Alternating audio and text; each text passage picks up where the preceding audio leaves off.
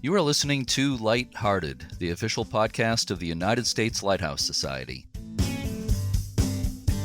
My name is Jeremy D'Entremont. Welcome.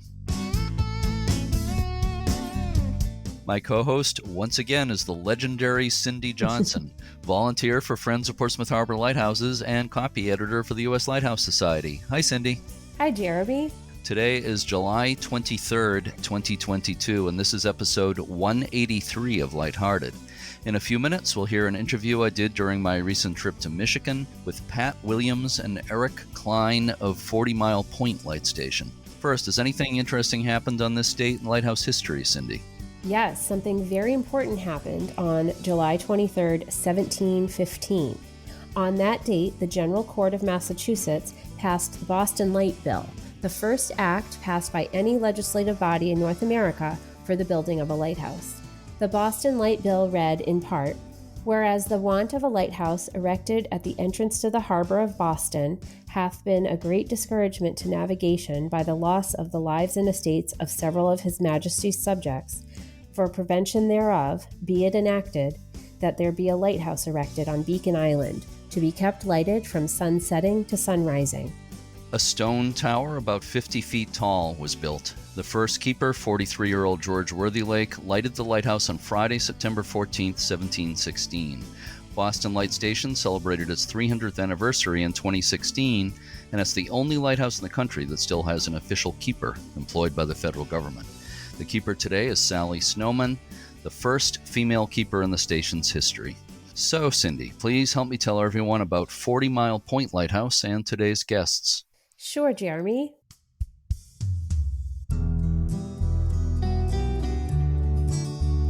In 1890, the Lighthouse Board recommended a lighthouse at 40 Mile Point on the northeast coast of Michigan's Lower Peninsula. The primary reason for the light was so that as mariners traveled along the western part of Lake Huron between Mackinaw Point and the Saint Clair River, they would never be out of viewing range of a lighthouse. The name of 40 Mile Point stems from the fact that its location is 40 miles southeast of Mackinaw Point.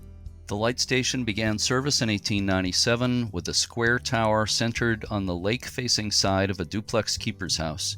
The lighthouse originally had a fourth-order Fresnel lens showing a 3-second white flash every 6 seconds. There was also a brick fog signal house with a steam-operated fog whistle. The station had a principal keeper and an assistant in order to maintain the light and fog signal. The fog signal was in operation for about 225 hours per year and consumed about 7 tons of coal. The station was automated and de-staffed in 1969.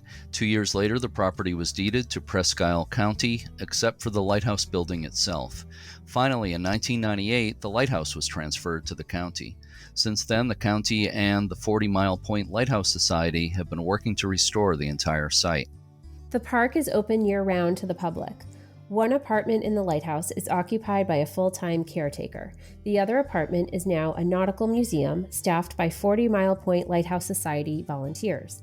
Also, visitors taking part in a guest keepers program stay in an RV campground near the lighthouse and serve as docents, helping with tours and in the gift shop. Pat Williams is the vice president of the 40 Mile Point Lighthouse Society, and Eric Klein is the resident caretaker at the light station. I had the pleasure of speaking with both of them when I was there in Michigan recently, so let's listen to that conversation now.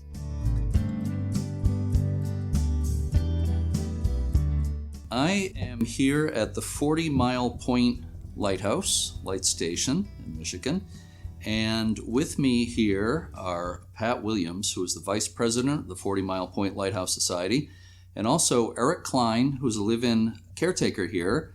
And I would say he is the keeper. He's certainly the 21st century keeper of this place. And we're going to definitely talk about that. But let me just start with Pat. Pat, how did you get involved with the Lighthouse Society here? Well, my wife, her parents bought some land right next door back in the 60s. And so when they were growing up, they were here every summer. They'd come over to the lighthouse and play. And of course, it was all boarded up at the time. It was after the Coast Guard had closed it up and left, automated the light, but they came over all the time, so it got to be a regular area. And when we moved back from Alaska, we moved into that cottage that they had built and renovated into a house. And so it was just a natural, we just kept coming over here, and the society was here, so we joined the society. And the more work we did with the society, pretty soon it's like anything else. It's like, oh, you need to become the treasurer. You need to become the vice president. Yeah, that's so what happens. You keep getting bucked up the line. Yeah. But it's a good thing, right? Yeah, it's keeps us out of trouble and keeps us busy. And we got a beautiful place here. I think it would be a lot of fun to spend time here. And speaking of that, you've been here how many years, Eric? Well, I grew up here. So we moved in May of 1984. My dad was the caretaker. So I lived here for 8 years, and then my wife made me move out and get married. So my mom ended up staying for 16 years altogether, and then she remarried after Dad passed away, and they left. So about 6 years ago, I moved back to the area. I moved away and joined the society. I had a love for the place, liked to help out. And when the last caretaker decided to move on, we put our hat in the ring, and we were blessed with the position. So that was 3 years ago. So we've been here 3 years in a few months now. Just to get it straight about the management of this site here, could you just explain how that works? Well, the 40 Mile Point Lighthouse Society was created to assist the county in managing the light station and to run it as a museum. So we're actually an ad hoc committee from the county, and we help them defray the costs of keeping it open, because most of us are very interested in the lighthouse and all the nautical parts that go with it. So that's how we help the county keep it open. And so it is owned by the county. Yes, the county owns it's a county park. It's actually made it into a park. And they own all the buildings. The Coast Guard still owns the light itself up in the tower, but that's the only part that the Coast Guard wants anything to do with. So it's still an activate to navigation. Right, because it's still an active light on the light list. So, speaking of the light itself, you actually have the last working Fresnel lens on Lake Huron. Is that correct? Yes, the last working fourth order Fresnel lens. I don't know if it's the last lens period. Is it the last lens period? Fourth order or otherwise, so yes. Okay. It's not the original lens that was here, which was a rotating bullseye lens, but this lens that's here now came in 1919 when they figured out they didn't have to rotate the lens anymore to make it still flash. Last one that's operational, and we petition the Coast Guard routinely. We don't want the lens taken out. We don't want it put in a case down at the bottom. We protect it. It's heat controlled and whatnot to try to leave it there as the last remnant of the light. It's a great thing when the Fresnel lenses are saved and put in museums, but I think it's even better if they can remain in their natural environment, their natural habitat, I like to say. Yes, they can, and people can see it. They can go up and see the light actually. Wow, it's right here, and it works. It's like a living museum in a way. Yes, exactly. And that's how we've tried to make the light station here as a living museum. We don't want to rope off areas that, you can just look, but it's like, no, we invite you, come in, look around. Yes, you can touch things. You can just open the doors and look in, ask questions. What is this? What is, kitchen utensils, or what did they do with this? Or how did they operate the light? And how did they carry kerosene up the tower? Right. So we're sitting in the kitchen of the keeper's house here, the keeper's duplex. And Eric, you and your family live on one side, and the museum's on the other side here. And is this, the interior here, is it restored and furnished to a certain time period? Well, that's a good question. It's early 1910, 1920. It's about what I would have said looking at it, But a lot of it is original. These are original white ash floors. It's all original, for the most part, original white ash trim, white ash windows. Some of the woodwork has been replaced, one piece here, one piece there. As when the county took it over from the National Park Service, it was in rough shape. not as rough as some places, but definitely it had good bones to start with. And once you took all the Coast Guard boarding up boards off of it, took all the paint off, there's amazing wood underneath. So really nice. Yeah, looks beautiful. I love it. Any projects happening these days? Any restoration projects coming up, I assume? We pretty much have continual restoration projects. One being a 120-some-year-old facility, it's in constant need of upkeep and, in some cases, major maintenance. So the brickwork is going to require tuck pointing again, which we've recently started getting some quotes on to get that fixed back up. There are still many things that have been changed over the years. The chimneys were originally brick fluted chimneys. You can see them in the old pictures, but when they needed repair, they just repaired them with one modern brick and they just went straight up. Yeah. So we'd like to rehabilitate those, bring them back to the fluted chimneys with original brick, which is available. So there's all kinds of that kind of work that we're trying to upgrade and bring back pieces that were lost or somehow, changed. I'm just wondering, to get back to the history here.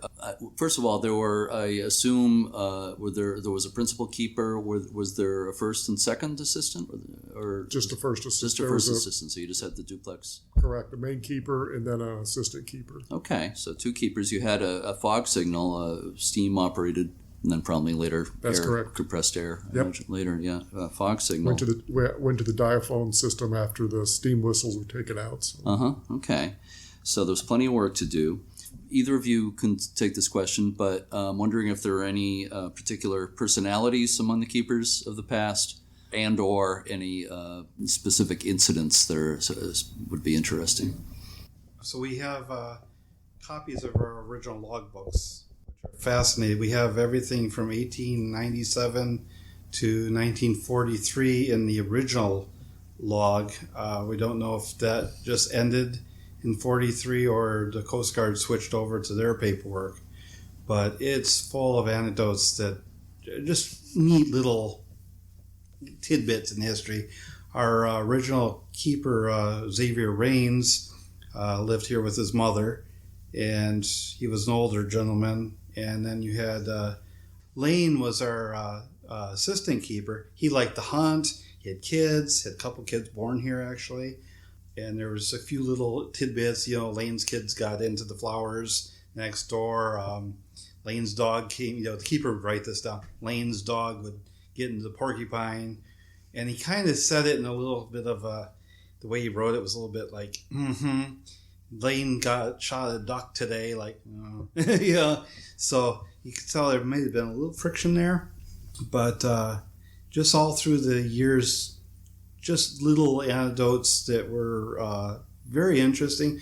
We have some correspondence from the Lighthouse service to the keepers that is interesting. Mm-hmm. Nothing hugely fascinating except for the shipwreck, which we'll get to. But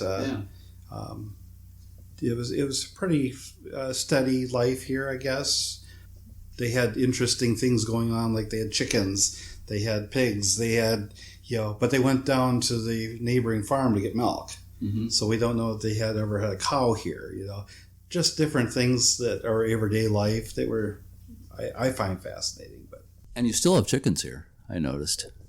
I've asked quite a few people who've traveled even the world. No one that I've talked to has ever seen chickens at a lighthouse, especially in the United States. But I've asked some people from Britain and they've never seen any, and they're the lighthouse people that go to all of them. Mm-hmm. So I'm saying right now, as far as I'm aware, we're the only lighthouse in the United States that actually has chickens on the property. I could be wrong, but that's where I'm going. I'm racking my brain here thinking about that, and I think you may be right. I don't know if you have any other thoughts on it, but we've never seen any in all of our lighthouse travels. Yeah. The only thing I can think of that might sort of come close is in Key West, Florida. There are chickens running around in the streets that belong to some of the, I think, most Bahamian people there. And there is Key West Lighthouse right there. So there's probably chickens running around on the road near the lighthouse, but they don't live at the lighthouse. So that makes it different. But this is, I love seeing it when we drove up because it does kind of harken back to the days of the families, the keepers and families of old living here. So another aspect of the history around here, obviously, is the tremendous shipping on the Great Lakes, and shipwrecks kind of go along with that, unfortunately, in some cases. But I know there's a pilot house from a steamship on the site. Would one of you like to tell me about that? It's the steamship Calcite. It's the original Calcite, because there's a Calcite 2 now that's still operational. But this is the original Calcite. And it belonged to the quarry here when it was run by U.S. Steel.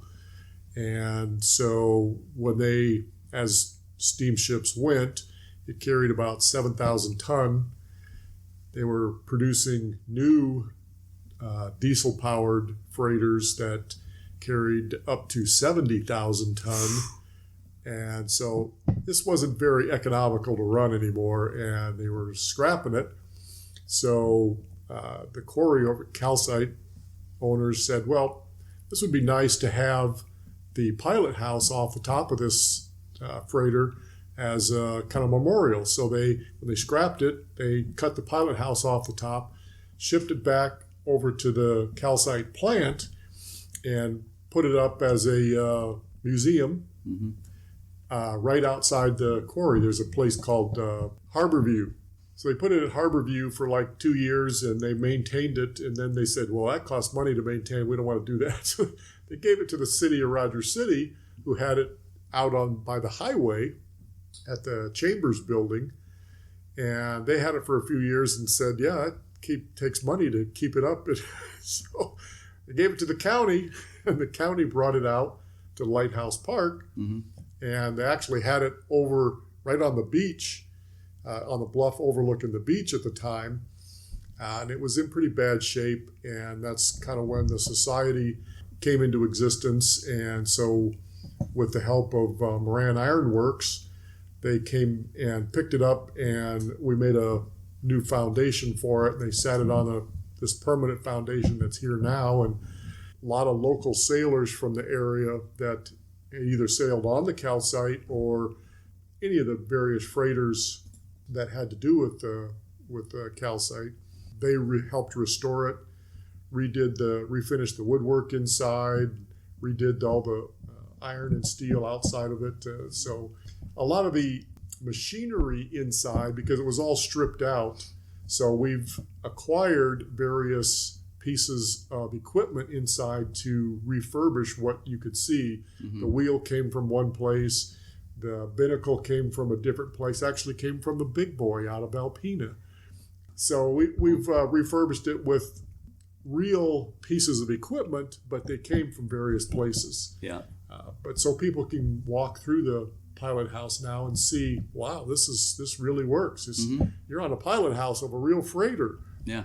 Which is pretty exciting for them. And actually last year, just before the Calcite was scrapped, it got one of the very early radar systems to help with its navigation. And so it did have a radar antenna when it originally got here. We got a working radar off of a tug down in Lake Erie, and it's now operational on the Calcite pilot house. So cool. You can actually see, it's of course a modern radar, so it doesn't really fit the time, but you can actually see, oh boy, yeah, it's got radar on it even. So excellent. Yeah, we try to keep it open, and it's open during the summer, just like the Lighthouse Museum is another piece of nautical history. So yeah, we're happy to have it. Yeah, no, it's a great addition to the site here. We were living here when the pilot house was transferred here. Yeah, when it was up on the city owned it, unfortunately, they had it boarded up by the highway, and a lot of the artifacts that were in it got stolen. So my dad worked at the Calcite plant at the time, and he arranged the transport here. The county wanted it where we kind of wanted it in a different spot too, but the county wanted it right in the middle of the park, so that's where it got set at first. But it was fun. My brother and I and two friends of ours got in there, and we took the boards off the window, started cleaning it up back then. It was a mess, like Pat said. And but the thieves took off with, like I said, the binnacle and the Chadburn and such. The wheel itself actually was original. They stripped one of the bolts trying to get it out, and that's what saved it. Otherwise, it would be gone too. But it's definitely an asset. People love seeing it, and the society and the sailors did a beautiful job restoring it. So it's definitely an asset here. Another story I wanted to ask you about that relates to a ship is the story of the wreck of the steamer Joseph S. Fay, 1905. Eric, you want to take that? So the Fay was built in 1871. She was one of the very early forward end pilot house, your typical steamer of the day. Only built 2 years after the very first one, the Hackett, I believe it was. Mm-hmm. She was heavily modified over her life, but had a few incidents. But during, there was a horrible storm in October 1905. She was coming down bound with a load of iron ore, and she had a tow barge with her. And so they were hugging the shore, according to the story, and the wind shifted, so they started out in deeper water. Well, as they got out in deeper water, the tow line pulled. Well, most of the time that tow line will snap, and the barge is loose then. Well, because the Fay was getting up in age, different accounts, but we believe that the Samson post, it runs down to just above the propeller shaft, pulled and opened the seams up underneath, and she started flooding. So a lot of people here will ask, well, there's a shipwreck. Didn't they see the lighthouse? We think it because they saw the lighthouse, they knew there would be help here, and they elected to beach the ship rather than sink in deep water. Mm-hmm. So they actually did get her to ground. When she did, those who don't know, wooden ships don't last long in the surf. So within an hour or two, they'll break up. As tough as they look, they'll just fall right apart. And she did. 11 men were in the pilot house area, probably preparing to get on the boats, which on the Fay, they usually kept just behind the pilot house, you see from the pictures. Mm-hmm. When she went apart, that whole section floated in, and according to the reports, 11 men walked ashore off of that section. 2 jumped in with some boards. They weren't on that part when it came apart. And the only fatality was the first mate. According to a newspaper article we have, he was found in December, a couple months later, up the beach, and he was pinned in some wreckage. So, and he also supposedly had a lot of money on him, like $600 and some valuables. Mm-hmm. And so a lot of people don't realize that these sailors a lot of times would carry everything with them. And first mate, he's going to have some money, so he probably made the fatal flaw of deciding to run down and get his stuff and didn't make it out. So unfortunately, the barge, the DP Rhodes, she ended up near 9 Mile Point by Sheboygan, but the wreckage of the Fay is still here. There's a huge section on the beach, and then the main hull, bottom of the ship is all there. Parts of the engine are floating, laying on the bottom. Unfortunately, in 1915, they blew it up. The engine was probably sticking out of the water, and because it was near where the lighthouse dock was, mm-hmm. the tender would come in. All I can imagine is with tender captain says, "Get that thing out of there." Yeah. So it was dynamited. So, but that's our basic shipwreck story. Thanks, Eric. I just want to shift gears quite a bit here, but I'm wondering if one of you could tell me what the guest keepers program is. Is that something that's happening these days? Yes, we have a very active guest keeper program because it's very difficult to keep enough docents without paying them. We instituted a guest keeper program, so we had the county built for us a 4-spot RV park, complete with sewer, running water, electricity. And so the society runs this guest keeper program, and we get campers basically to come during the summer months, and we ask them to stay between 2 weeks and a month. And in exchange for being able to stay at this little RV park, which is very nice for them, they work as docents or various things, because we have many jobs for them, as well as maintenance. They could be a docent, they could run the gift shop, they can just talk to people on the grounds. So it's a very active guest keeper program, and it's basically what allows us to keep the lighthouse open every day but Monday throughout the entire summer. So we have anywhere from 6 to 8 active people working on the site every day. Mm-hmm. So it's really helped and made a huge difference for us. Yeah, it sounds like a great program, because I know a lot of lighthouses and I think other historical sites have been struggling to have enough docents. Yes, we were very lucky that, people will ask us, well, do we get to stay in the lighthouse?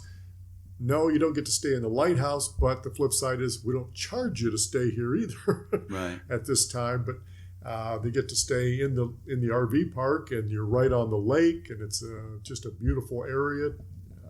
They really like it. Some people have come back year after year. We have some guest keepers that have been coming for 8, 9, 10 years. Mm-hmm. Some will come for 3 or 4 years, and then they've done their stint and they move on. Yeah. So when visitors come here, are they given guided tours, or how does that work?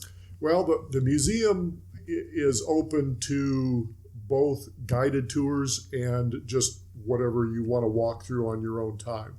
So we have our docents. There's one here in the kitchen usually, and there's one up in the tower, and there's one out in the calcite, and there's one over in the gift shop.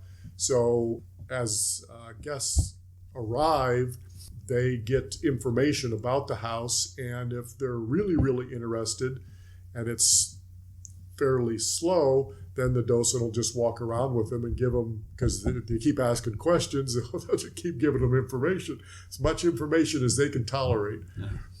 We have some docents that are very knowledgeable and basically could give them days worth of information. But some people only want to know, I just want to look around. I just want to okay, then you're good with that too. So yeah. And we have somebody up at the tower, because the Coast Guard wants us to make sure that if we allow people up in the lamp room, they have to have one of our trained docents there that can keep them in line. Don't touch the lens. Keep your hands off. They can give them information about it without creating any kind of damage, or possible damage. Yeah. How many stairs in the tower? 52. Mm-hmm. 53? 53. 52 and a half? No, it's 53. Mm-hmm. Because the last set of, there's actually two tiers.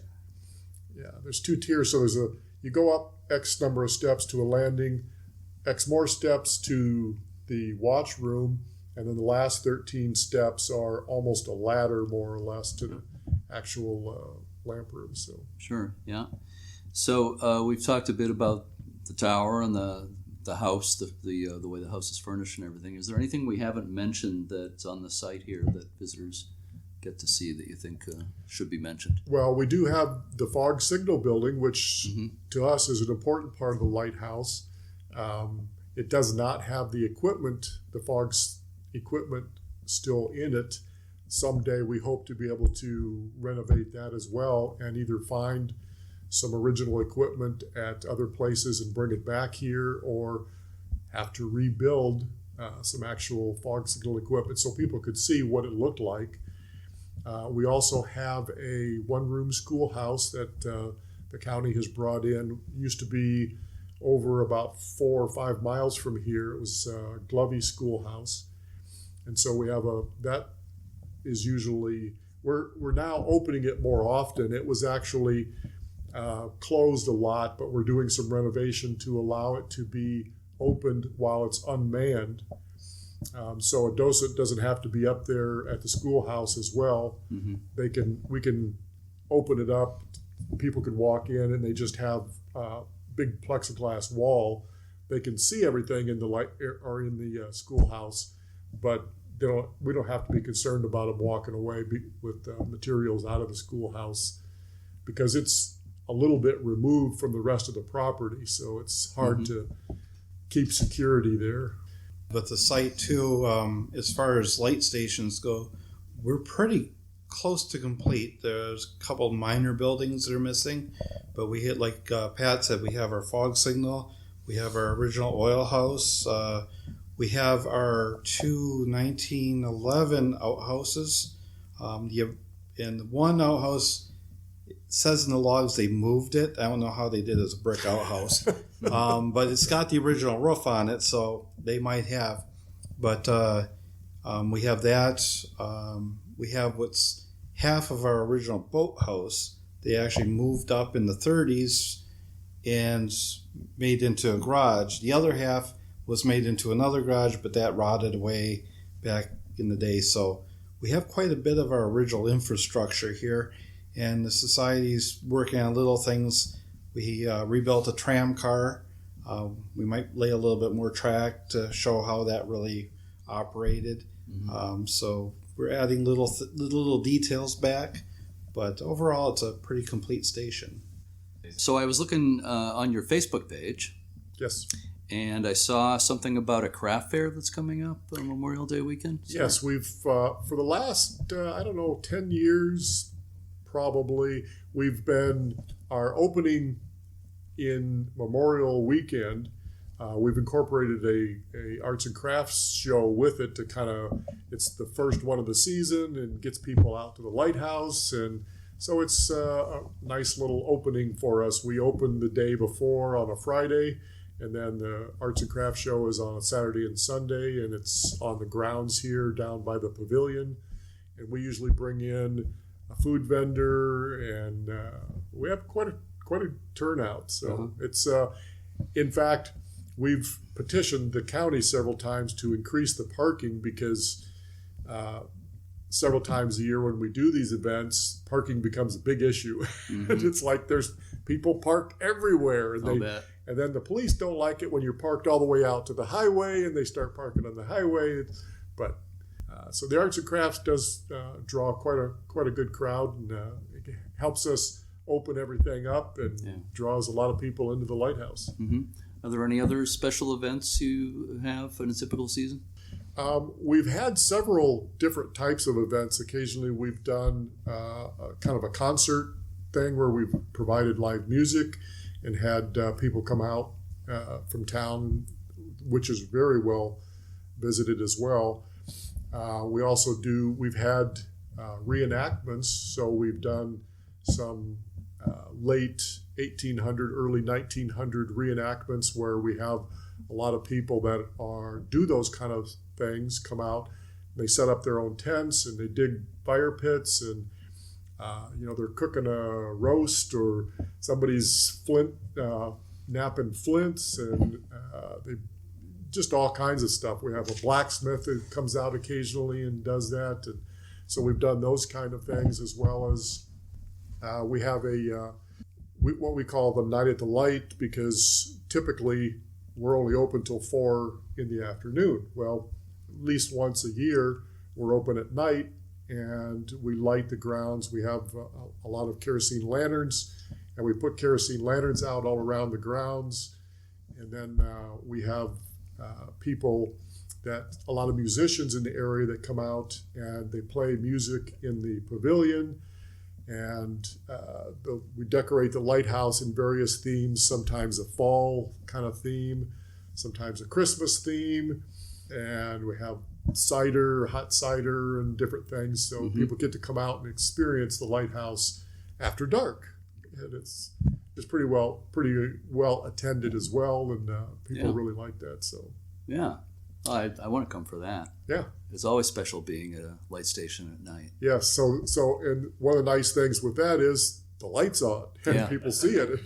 Right. So we light up the outside of the lighthouse as well with we have a bunch of like spotlights. Mm-hmm. So it provides that people just love to take pictures of it because the lighthouse is lit up and then the light comes on, and Yeah. it's pretty neat. It sounds really cool. Night at the Light is a lot of fun. Unfortunately, with COVID, it's been a couple years since we've had it. But the first year we actually lived here again at Night at the Light, we opened our side, which was the first time it's ever been open for public consumption. And my daughter works at a shop that makes historic clothing. So my wife and her were dressed in their Victorian clothes. And we actually had real kerosene lamps in the house because we use them from time to time. And none of the electric lights on. So when you walked in, it was really 1800s, early 1900s. Mm-hmm. And of course, I was up in the tower in my keeper's uniform, but that's more my domain. So, but it's a really neat thing if you can get to it. I think I saw a picture of you and your family online in period garb, you in your uniform, and them in the clothes you're talking about. It looked great. So one thing we haven't mentioned, mentioning everything that's here for people, is the gift shop. You want to say anything about that? Yes, the gift shop is our main fundraiser. It's the way we can keep the lighthouse open. We like to say it's the way we keep the light lit. Obviously, the Coast Guard does keep the light lit, but we keep the building going, and that is done through the gift shop. A pretty big percentage, which allows us to continue doing restoration work and upkeep. Without it, all of that would fall back on the county, which is all taxpayer dollars. So anything that we can defray from that. Mm-hmm. And I think we have one of the nicer gift shops at different lighthouses. We've been to a lot of lighthouses, and we have some real dedicated people that run the gift shop, and they do a great job out there.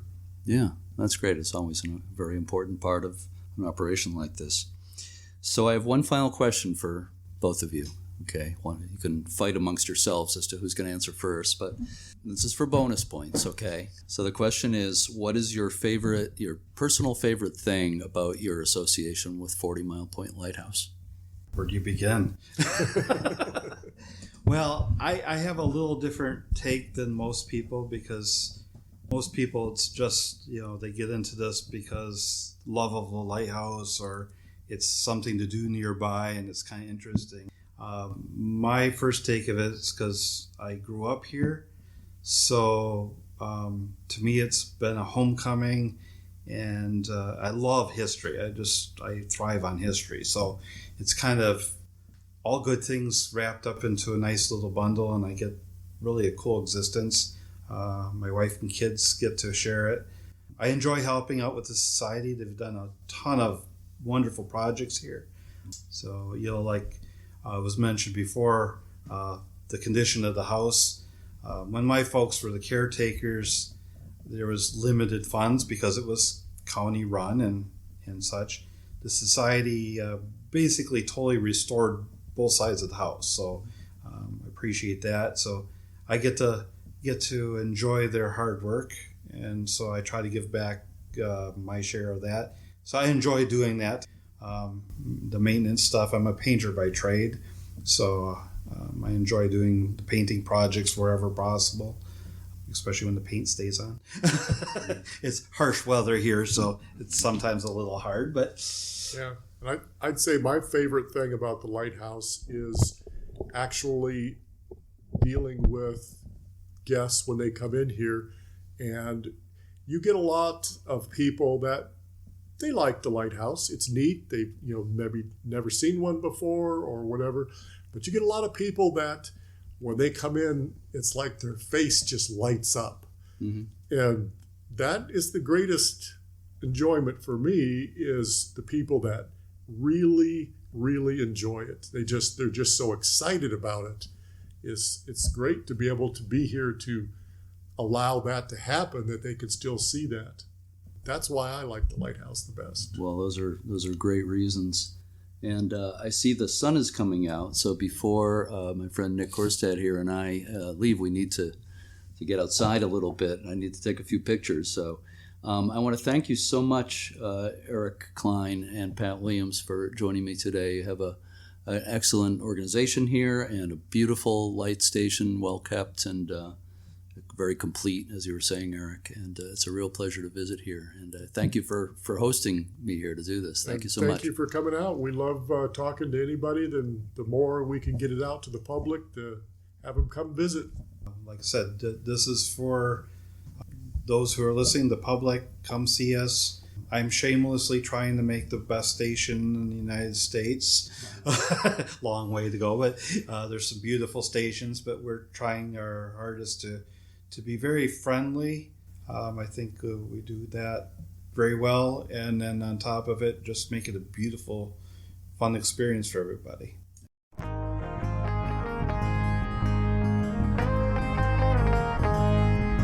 To learn more, go online to 40milepointlighthouse.org. The website includes information about the Guest Keepers program, where docents get to live in the campground near the light station. I want to thank Eric Klein and Pat Williams again for the interview, as well as the entire Klein family for their hospitality when I visited 40 Mile Point with my friend Nick Korstad. It was a great visit to a very beautiful light station. Many thanks, as always, to all the staff, members, and volunteers of the U.S. Lighthouse Society at Point No Point in Washington and around the world. Go to uslhs.org to learn about the Society's tours, the Passport Program, preservation grants, and all the other things the Society offers. Remember that donations and memberships help support this podcast. Please share word of this podcast on social media, and if you listen through a platform that allows you to post reviews, please rate and review us. And I thought I'd mention something. A couple of months ago, I interviewed Tatiana Manzuk from Kyiv, Ukraine, who is a Lighthouse fan and works for an organization called House of Europe. I wanted to let our listeners know that Tatiana is safe with her family and her boyfriend in Germany. They had to flee their home, but at least they're safe. We need to continue to keep the people of Ukraine in our hearts and to do what we can to help them.